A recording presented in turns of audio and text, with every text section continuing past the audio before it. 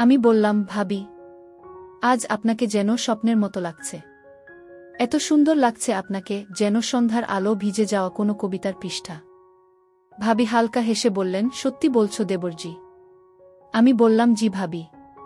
তখন ভাবি বলল, দেবরজি, তোমার কাছে মনে হয়েছে এমন, বাট আজকে আমার কেন জানি কিছু একটা ভালো লাগছে না। আমি উদ্বিগ্ন হয়ে বললাম, কি হয়েছে ভাবি? আমাকে বলবেন না? হয়তো আমি কিছু সাহায্য করতে পারি। ভাবি একটু চুপ করে থেকে বললেন, দেবরজি, বললে কি হবে? তুমি কি আমার কষ্টের সমাধান দিতে পারবে? আমি শান্তভাবে বললাম, চেষ্টা তো করতেই পারি ভাবি। অন্তত শুনে পাশে থাকতে তো পারি। ভাবি একটু দূরের দিকে তাকিয়ে বললেন, দেবরজি, জানো, তোমার ভাই আমার বিয়ের 1 মাস পরেই বিদেশ চলে গেছেন। তখন থেকেই আমি একা এই বাড়িতে, একাই জীবনে। একজন নববধূর স্বপ্নগুলো যখন ভালোবাসার রঙে রাঙানোর কথা, তখন আমি নিঃসঙ্গতার ছায়ায় দিন কাটাই। আমি কিছু বলতে পারলাম না, কেবল অনুভব করলাম ওর চোখের ভেতরে একরাশ থেমে থাকা কান্না। ভাবি আবার বললেন, এই যে দেখো, বাইরে কি ভয়ানক বৃষ্টি, যেন আকাশ নিজেই কেঁদে চলেছে। আমি মাঝে মাঝে ঠিক এই বৃষ্টির মতোই ভেঙে পড়ি দেবরজি। আমার কষ্ট কেউ দেখে না, শুধু অনুভব করা যায়, একেবারে নিঃশব্দে। আমি ধীরে বললাম, ভাবি, আমি চাই আপনার এই নিঃশব্দ কান্নার শব্দ শুনতে, বুঝতে চাই আপনার প্রতিটা অনুভব। ভাবি বিস্ময়ভরা চোখে তাকালেন, সত্যি দেবরজি? তুমি আমার মন বুঝতে চাও? আমি মাথা নাড়লাম, হ্যাঁ ভাবি। আপনি যা হারিয়েছেন তার কিছুটা যদি আমি ফিরিয়ে দিতে পারি, তাহলে সেটাই হবে আমার সবচেয়ে বড় প্রাপ্তি। ভাবি জানালার দিকে তাকিয়ে ধীরে বললেন, সুজন, বাইরে এত বৃষ্টি, বাড়িতে কেউ নেই, কেবল তুমি আর আমি। চলো না আজ রাতটা একটু গল্পে ভরে তুলি। বন্ধুরা, সেই রাতে আমি আর আমার ভাবি গল্পে গল্পে হারিয়ে গিয়েছিলাম। কখন যে দুজনেই চোখের পাতায় ঘুম নেমে এসেছিল বুঝতেই পারিনি। রাত যখন গভীর হল, তখন যা ঘটল। বন্ধুরা, আজকের গল্পটি অনেক অনেক ইন্টারেস্টিং। আশা করি তোমরা পুরো গল্পটি শুনলে অনেক মজা পাবে। তবে বন্ধুরা, গল্পটি শুরু করার পূর্বে তোমাদের নিকট আমার ছোট্ট একটা অনুরোধ। তোমরা দয়া করে আমার চ্যানেলটিকে সাবস্ক্রাইব করে আমাকে সাপোর্ট করবা। তো তাহলে চলো বন্ধুরা, গল্পটি শুরু করি। হ্যালো বন্ধুরা, আমি সোনিয়া আক্তার সৃষ্টি। আমি বাংলাদেশের একটি গ্রামের মেয়ে। ছোটবেলা থেকেই আমার জীবন খুব সাধারণ আর শান্তিপূর্ণ ছিল। আমার বিয়ে হয়েছে 3 বছর আগে এক ভদ্র, শিক্ষিত ও দায়িত্ববান পুরুষের সঙ্গে। বিয়ের 1 মাস পরেই আমার স্বামী প্রবাসে চলে যান জীবিকার সন্ধানে। তখন থেকেই আমার জীবনে একটি শূন্যতা এসে ভর করল। তবে এই সময় আমার নিকট ছিল আমার দেবর সুজন মাহমুদ সৌরভ। সে দেখতে অনেক কিউট এবং স্মার্ট হ্যান্ডসাম ছিল। ওর বয়স আমার থেকে কিছুটা কম হলেও মনের দিক থেকে সে ছিল অনেক উদার মনের মানুষ। আমার দেবর সব সময় আমার দিকে চেয়ে থাকত। অনেক সময় মনে হতো তার চোখের ভাষা বুঝি কিছু বলতে চায়। আমি একদিন তাকে জিজ্ঞেস করলাম, দেবরজি, তুমি আমার দিকে এভাবে চেয়ে থাকো কেন? আমার দিকে চেয়ে কি এমন দেখো তুমি? তখন বন্ধুরা, আমার দেবর মুচকি হেসে বলল, ভাবি, আজকে আপনাকে খুব সুন্দর লাগছে। ওর সেই কথায় আমি হেসে ফেললাম, কিন্তু মনটা কেমন যেন একটু অন্যরকম লাগল। এমন প্রশংসা আমি বহুদিন শুনিনি। আমি একটু চুপ করে গিয়েছিলাম। দেবর আবার বলল, ভাবি, তোমার কি মন খারাপ? আমি বললাম, না রে, মন খারাপ না, তবে একটা বিষয় নিয়ে ভাবছি। তখন সে বলল, কি ভাবছো ভাবি? আমাকে কি বলা যাবে? আমি হালকা হাসি দিয়ে বললাম, তোমাকে বললে কি হবে? তুমি কি তার সমাধান দিতে পারবে? সে বলল, তুমি বলেই দেখো না ভাবি, হয়তো পারব। আমি গভীর নিঃশ্বাস ফেলে বললাম, তোমার ভাই অনেক দিন হলো প্রবাসে গেছে। আমার বিয়ের 1 মাস পরেই ও বিদেশ চলে গেল।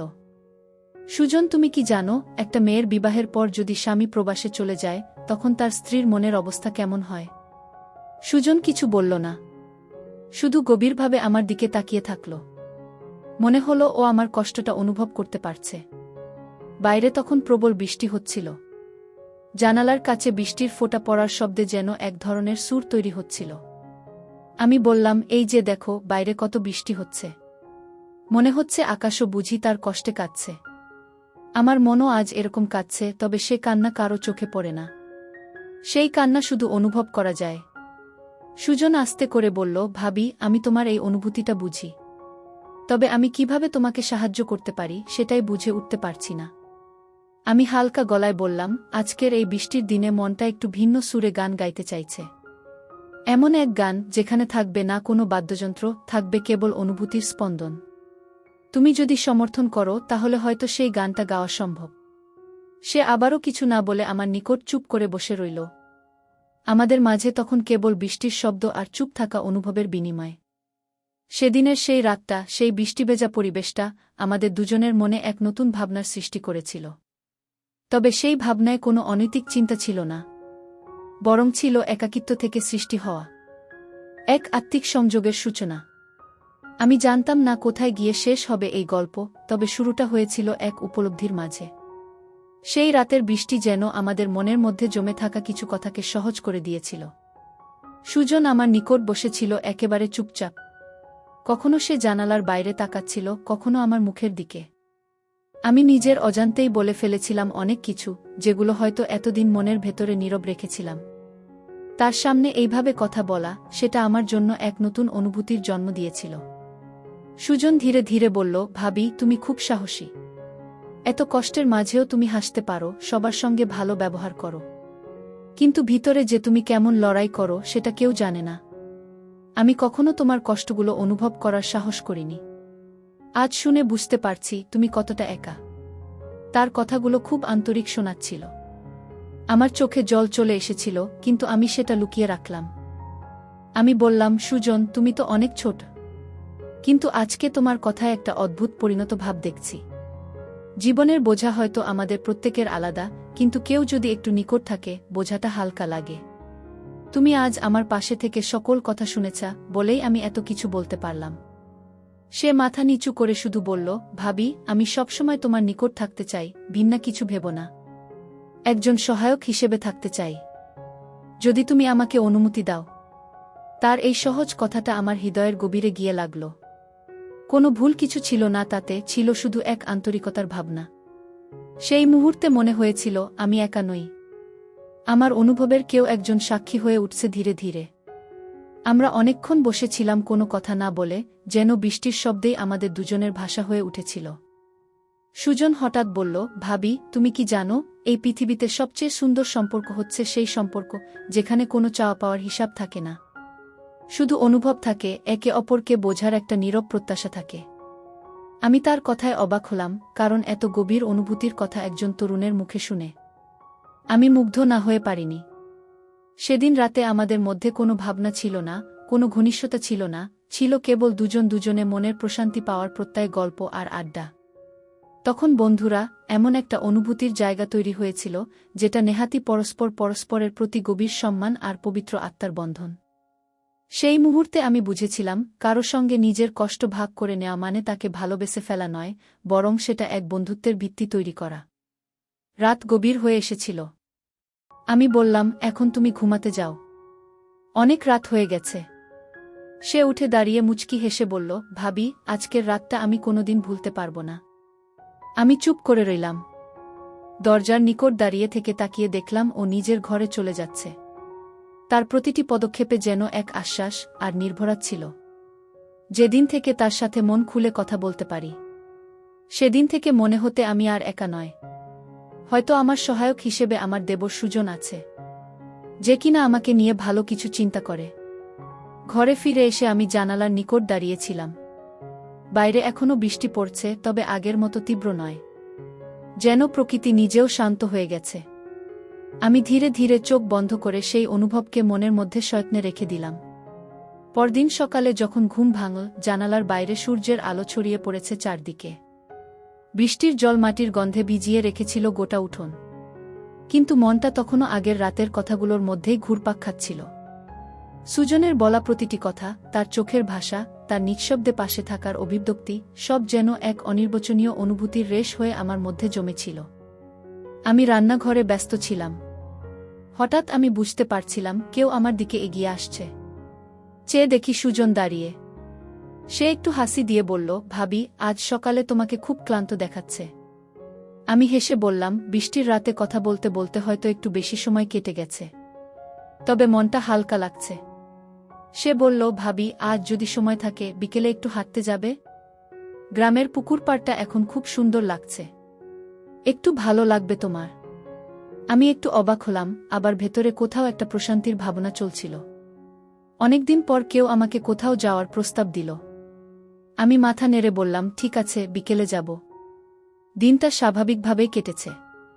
ঘরের কাজ, রান্না, পরিষ্কার পরিচ্ছন্নতা সবকিছুতেই আমি নিজেকে ব্যস্ত রেখেছি, কিন্তু মনে মনে অপেক্ষা করছিলাম সেই বিকেলের জন্য। বিকেলে আমরা দুজনে হাঁটতে বের হলাম। চারপাশের প্রকৃতি তখন বৃষ্টির পর যেন আরও সতেজ হয়ে উঠেছিল।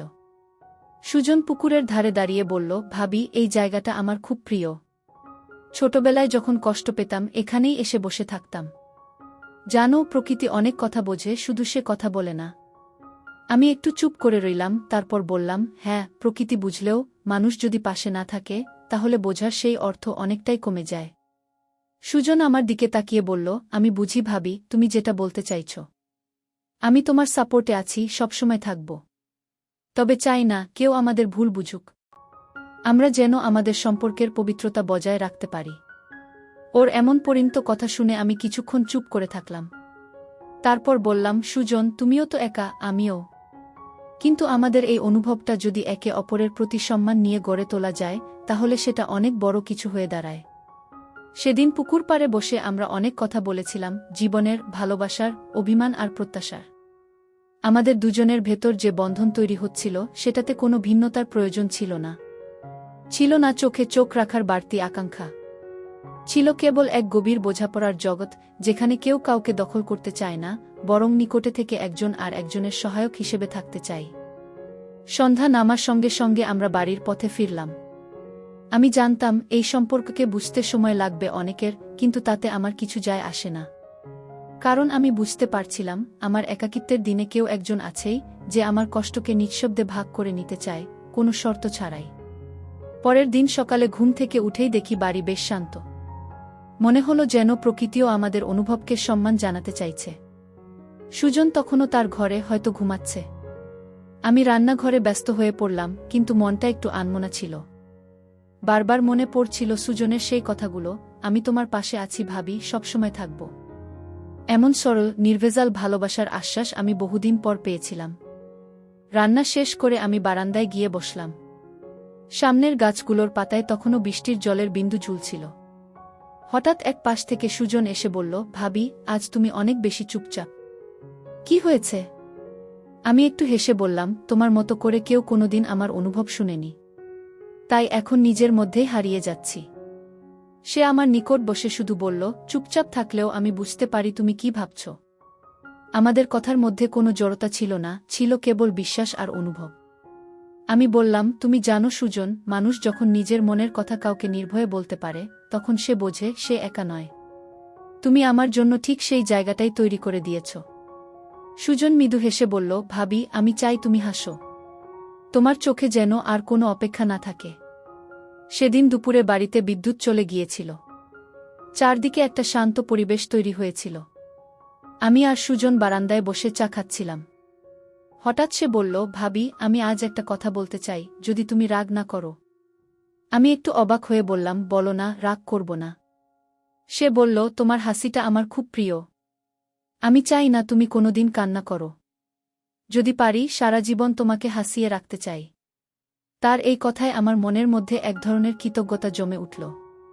আমি কোনো উত্তর দিলাম না, শুধু তার দিকে তাকিয়েছিলাম। তার চোখে তখন কোনো চাওয়া ছিল না, ছিল কেবল এক নিঃস্বার্থ অনুভব, যা আমার নিঃসঙ্গ জীবনে এক নতুন আলো এনে দিয়েছিল। বিকেলে আমি ছাদে গিয়েছিলাম কাপড় শুকাতে। সুজন নিচে দাঁড়িয়ে বলল, ভাবি, তোমাকে একদম সিনেমার নায়িকাদের মতো লাগছে। আমি হেসে বললাম, তুমি তো এখন বেশি প্রশংসা করতে শিখে গেছ। সে বলল, না ভাবি, এটা প্রশংসা না, সত্যি। তোমার মধ্যে এক ধরনের মায়া আছে যেটা আমার সত্যিই ভালো লাগে। রাত হলে আমরা সবাই একসঙ্গে খেতে বসি, কিন্তু আজকাল খাওয়ার সময়ও আমাদের চোখে চোখ পড়ে যায় বারবার। সেই চোখে কোনো অশালীনতা নেই, বরং আছে এক নিঃশব্দ স্নেহ, এক নিরাপদ অনুভব। খাওয়া শেষে আমি উঠে পড়লাম। সুজন বলল, শুভরাত্রি ভাবি। আমি শুধু বললাম, তোমাকেও সুজন। ভালো থেকো।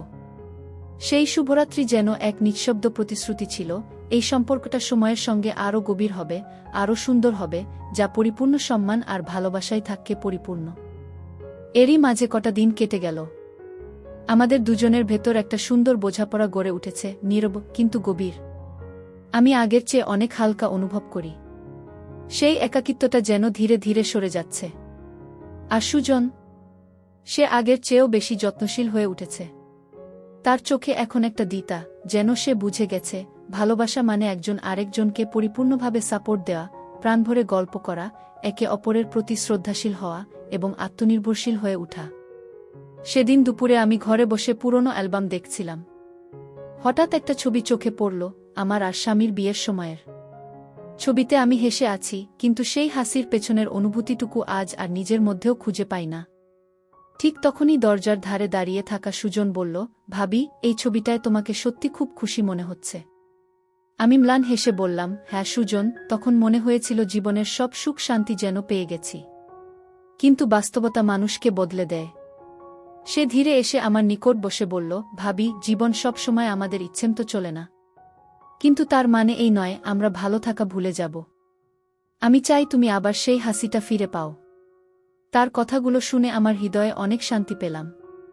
আমি চুপ করে শুধু বললাম, তুমি থাকো বলেই এখনো নিজেকে ভাঙতে দিইনি। সন্ধ্যার সময় হঠাৎ বৃষ্টি শুরু হল। জানালার নিকট দাঁড়িয়ে বৃষ্টির ধারা গুনছিলাম। সুজন এসে বলল, ভাবি, মনে আছে সেই রাতে তুমি বলেছিলে এই বৃষ্টি যেন তোমার মনের কষ্ট হয়ে ঝরে পড়ে? আমি মাথা নেড়ে বললাম, হ্যাঁ মনে আছে। আজ আর আগের মতো কষ্ট অনুভব করছি না। সে হেসে বলল, কারণ আজ তুমি জানো কেউ একজন তোমার অনুভব বোঝে। কথাটা শুনে আমার মনটা হালকা হয়ে গেল। সত্যিই তো, কেবল বোঝাপড়া থাকলেই একটা সম্পর্ক গভীর হতে পারে। রাতের খাওয়ার পর আমরা বারান্দায় কিছুক্ষণ বসেছিলাম। চারপাশে শুধু জোনাকির আলো আর ঝিঙি পোকার ডাক। সুজন বলল, ভাবি, কখনো কি মনে হয় আমরা যা অনুভব করছি তা ভুল? আমি একটু ভেবে বললাম, ভুল না সুজন, তবে জটিল।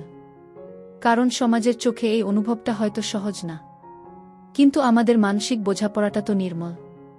আমাদের মধ্যে শ্রদ্ধা আর সহানুভূতির জায়গাটাই আসল। সুজন মাথা নিচু করে বলল, আমি কখনো চাই না তুমি ভুল পথে যাও। আমি চাই তুমি নিজেকে শ্রদ্ধা করতে শেখো, নিজের অনুভবকে সম্মান দাও। তার এমন দায়িত্বশীল কথা শুনে আমি বুঝলাম, এই সম্পর্কটা শুধুই ভাবনা না, এতে আছে পরিণতির বুদ্ধিমত্তাও। আমি তার দিকে তাকিয়ে শুধু বললাম, তোমার মতো একজন পাশের সহায়ক হিসেবে থাকলে পথ হারানো কঠিন নয়। রাত বাড়ার সঙ্গে সঙ্গে আমরা ঘরে ফিরে এলাম। ঘুমোতে যাওয়ার আগে একবার আয়নায় নিজের মুখটা দেখলাম। মনে হলো বহুদিন পরে সেই মেয়েটার চোখে আবার কিছু আশার আলো ফুটে উঠেছে। যে মেয়ে একসময় একাকিত্বে হারিয়ে যাচ্ছিল, এখন আবার নিজেকে ফিরে পেতে শুরু করেছে। সকালের আলো জানালার পর্দায় ছায়া ফেলে ঘুম ভাঙাল। আজকের সকালটা অন্যরকম, যেন একটা নতুন অধ্যায়ের শুরু। আমি মনে মনে বুঝে গেছি, সুজনের প্রতি আমার যে ভাবনা, সেটা শুধু একাকিত্ব থেকে আসা না, সেটা একরকম অনুভবের চিন্তা, যেখানে দায়িত্ব আর ভালোবাসা মুখোমুখি দাঁড়িয়েছে। আমি জানি আমাদের এই অনুভবের একটা সীমা থাকা উচিত, কারণ কোনো সম্পর্কই অন্য কারো স্থান দখল করার মতো নয়। সেদিন আমি সুজনকে চায়ের কাপ হাতে ডেকে বললাম, সুজন, আমরা দুজনই জানি আমাদের মধ্যে একটা সুন্দর সম্পর্ক গড়ে উঠেছে। কিন্তু এই সম্পর্কটা ঠিক কোনো জায়গায় দাঁড়িয়ে আছে, সেটা বুঝে চলা আমাদের দুজনের দায়িত্ব। সে একটু চুপ করে থাকল, তারপর বলল, ভাবি, আমি তোমার কথা বুঝি। আমি কখনো চাই না আমার উপস্থিতি তোমার জীবনে কোনো দুঃখ বা ভুল বোঝাবুঝির কারণ হোক। তার এমন দায়িত্বশীলতা দেখে আমার মনে হলো, এই সম্পর্কের ভিতটা কতটা মজবুত।